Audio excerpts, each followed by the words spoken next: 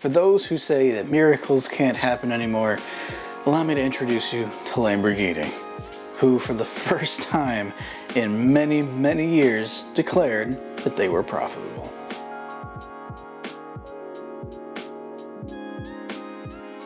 What's up everybody, my name is Nick Lanza. This is Car Rant, and if you're new around here, we do builds, we do reviews, and we have candid car conversations like this one right now. If any of that sounds interesting to you at all, please consider hitting that like button, hit the subscribe button, and ring the notification bell so you don't miss another episode, as well, not a lot of you guys have been getting the notifications. I'm trying to make sure that you as an audience are getting the best content possible. But without further ado, let's talk about Lamborghini. As a company, Lamborghini was actually kind of born out of spite. The original owner of Lamborghini went to Enzo Ferrari and said, hey, your clutches are terrible. Proceeded to get basically bad-mouthed by Enzo and said, screw you, I'm going to build my own car. Super condensed Spark Notes version of the origins of Lamborghini. Moving forward in time, they made some fantastic machines. The Miura, the Countach, the Diablo, there are many names that people know for Lamborghini in the past that just show what they're capable of building. Problem was, most of the time, they weren't profitable. As the years would roll on, Volkswagen would pick them up and start doing their books for them, and that's how we actually got some of the most notable names in Lamborghini's history to come about. Stuff like the Huracan, the Aventador, even things like the Gallardo were all because of Volkswagen coming to the table and saying, let's make this thing even better than it was before. Imagine my surprise as someone who's been a little bit of a fan on the side of them to finally see that they've announced that they were in fact profitable last year, but only to find out why. As many of us car enthusiasts are aware, the SUV world is taking over our little section of the market.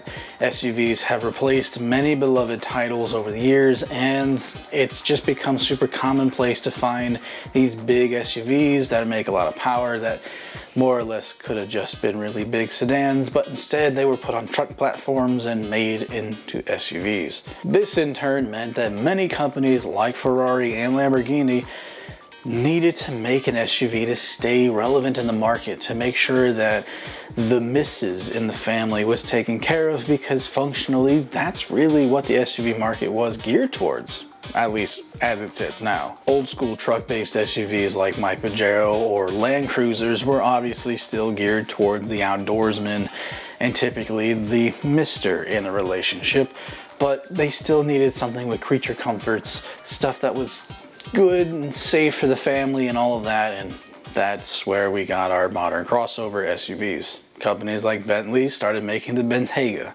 Rolls-Royce made the Culligan, then you had Aston Martin with their thing that I don't even want to acknowledge exists. All that to say that we then got the Lamborghini Urus a few years ago, and much to my chagrin, that is what saved Lamborghini this last year. Out of the 10,112 cars sold globally in 2023, 3,000 units were sold in the United States. But the Urus makes up over 6,000 of those deliveries. So while it is a huge hallmark moment for the company to have sold over 10,000 units, because again, normally they don't even sell like 5, this is because most of their sales are just Urus, 6,087 units to be exact. Of course, the Aventador was also put back into production for a short period of time where they made some special models. 63 of those were sold, and for the Huracan, the golden child of the modern Lamborghini era,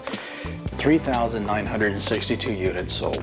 Again, the Urus blew all of their car sales out of the water. To me, this is very telling, where even the supercar giants, the gods themselves, have to stoop down to pedestrian levels in order to stay alive.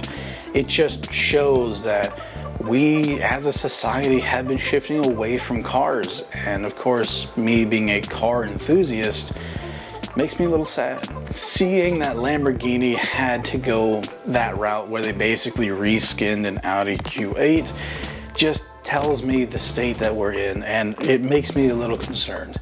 But at the same time, gives me a little bit of hope.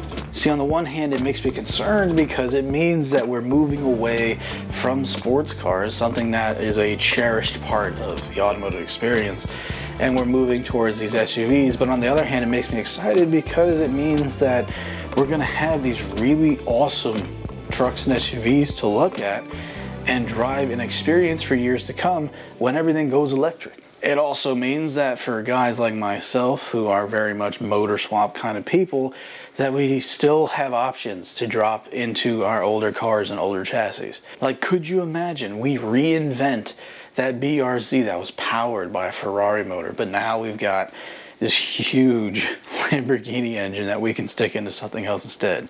Or say take one of the Bentley motors and slap that into a BMW or something and go drifting with it. Like, we have these really sick engine options that are out here right now that I feel like a lot of people are kind of sleeping on just because of the fact that they are out of people's range financially to get the vehicles themselves, when we all know that you can go to a record yard, rip that motor out of there with the wiring harness and all the accoutrements that you might need, and possibly make a sick swap project. What do you guys think? Are you guys with me on the fact that it's kind of sad that the Urus had to save Lamborghini? Or are you glad that the Urus saved Lamborghini because it means that we might still get even cooler cars to come down the line? Let me know your thoughts and comments down in the comments section, and let's have a good conversation down there. We've had a couple of videos where things have popped off and there's been a good bit of camaraderie and community down there, so I would love to see that continue on. And without further ado, God bless you guys, and we'll see you on the next episode. Peace.